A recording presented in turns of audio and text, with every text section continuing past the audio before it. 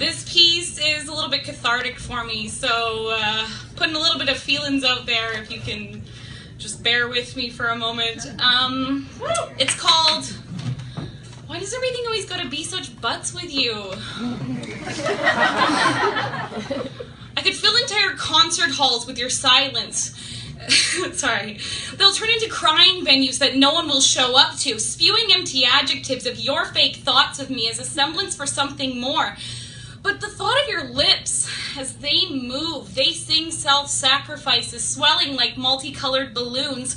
You know every word to some Warren G song that I've never heard before, but you sing it as if Chopin has words. I could fill entire galleries with your unlove of me. The Uffizi would replace Botticelli's Venus with the Bleeding Heart, and instead of 1,000 pairs of tourists gawking at the Mona Lisa and the Louvre, it'll be t-shirts that you gave me.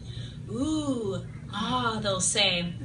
I swear that is 2 times smaller than in the photos, but what they don't realize is that scale is everything. The funeral of my emotions will be held at a bookstore, though you've ruined those for me too. I should have known that you were trouble when you told me that your favorite graphic novel was Ghost World, and I run through my head how your hands look when they touch pages, how your fingers are as soft as the faux fur on the jacket that you wear. You used to like puzzles, so I liked them too, but I fell in love with riddles.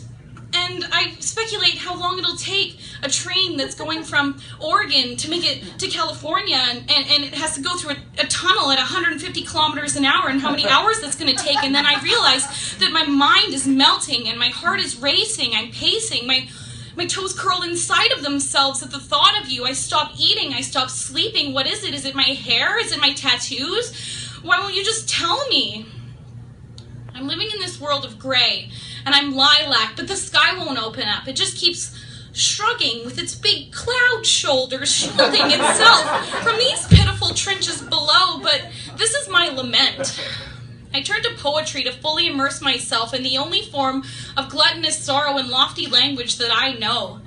Someone else's articulations are the only thing that seem to patch up wounds, that and maybe 10 chocolate bars, but sorry.